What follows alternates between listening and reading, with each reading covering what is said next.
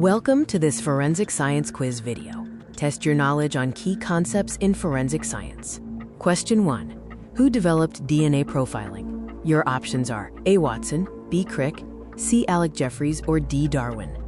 Make your choice. Is it A, B, C, or D? Your final answer is locked. The correct answer for question 1 is C. Alec Jeffreys, who pioneered DNA profiling.